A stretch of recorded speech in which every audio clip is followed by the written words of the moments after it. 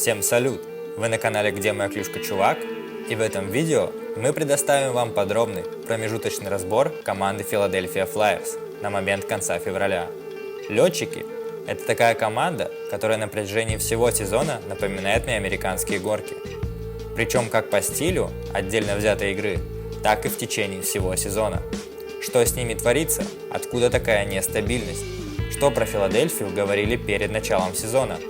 Как закончат сезон летчики и за счет чего они смогли изменить свою психологию лузера? Все это вы узнаете буквально минут за 8. И помните про подписку на канал и лайк, а мы начинаем. Давайте вместе зайдем в таблицу западной конференции, найдем Филадельфию, посмотрим, подумаем пару минут и зададим вопрос: какого летчики играют без звездной молодежи? Лидером по набранным очкам является Трэвис Коннечный, который никогда в своей карьере не был первой скрипкой команды. Также у Flyers нет стабильного и надежного первого номера. И Харт, и Эрсон являются бэкапами. Роль главного кипера команды ни один из них не тянет. Что же тогда творится?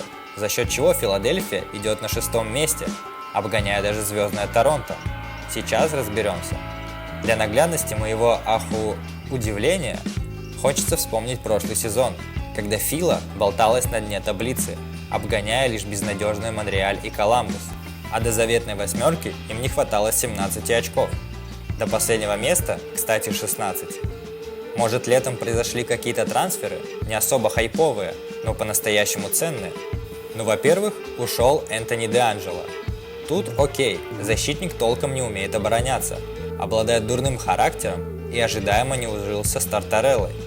Также пришлось расстаться со вторым бомбардиром команды в прошлом сезоне Кевином Хейзом, причем практически бесплатно.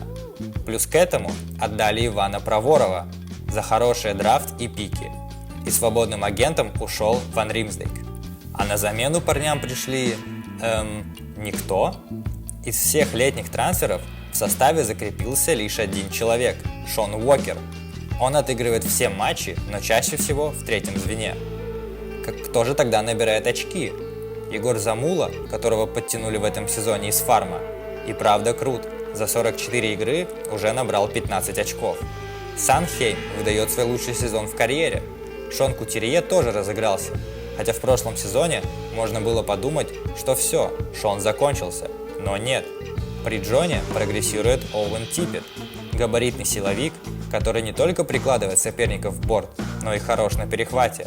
А из молодых ребят из системы клуба, кто прогрессирует в основе уже несколько сезонов, это Джоэл Фараби.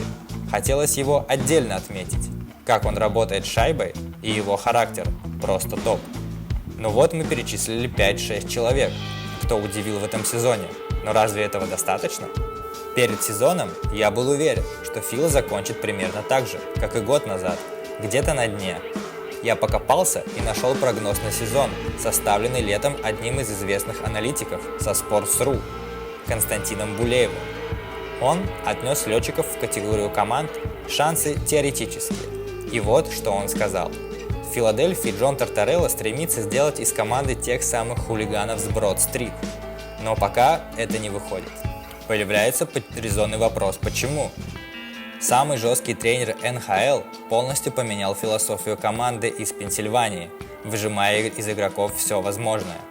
У этой Филадельфии изначально был один X-фактор – возвращение в строй Шона Кутюрье. Высокие требования Тартареллы помогли всей команде. Все как-то забыли, но у Филадельфии в составе играют аж 13 человек, выбранных в первом раунде драфта. Пусть в их число входят и ветераны на закате, типа 37-летнего Марка Стала, но таланта в этой команде предостаточно, пусть пока и нет откровенных суперзвезд. Играющий сейчас в Витязе Дерек Барак рассказал о требованиях главного тренера Филадельфии. Его тренировки, пожалуй, самое тяжелое, через что мне когда-либо приходилось проходить. Это очень сильно закаляет ментально.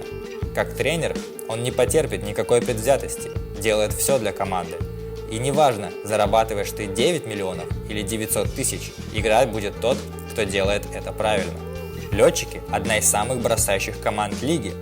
В прошлом сезоне же были только 24-ми. И одна из 3 команд, которая допускает по своим воротам меньше всего бросков от соперника за матч. Невероятно. А я напомню про подписку на канал и лайк. Для меня это очень важно.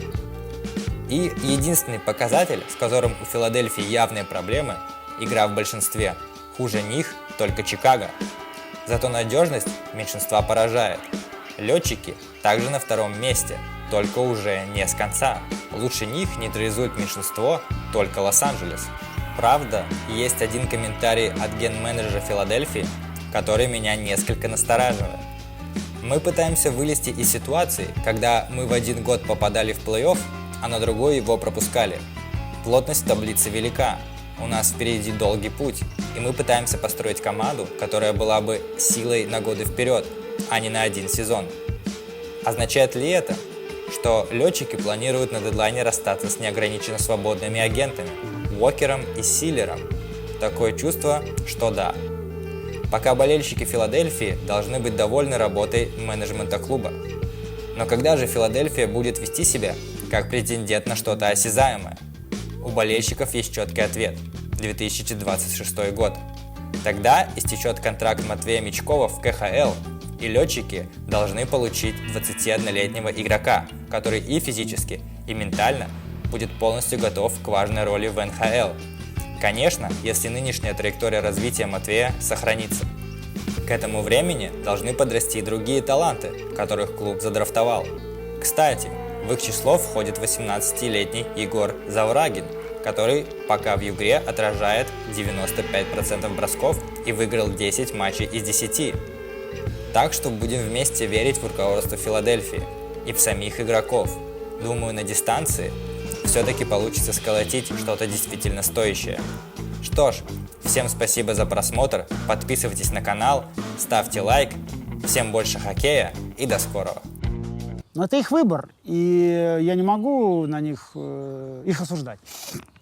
Ну, хотя осуждаю.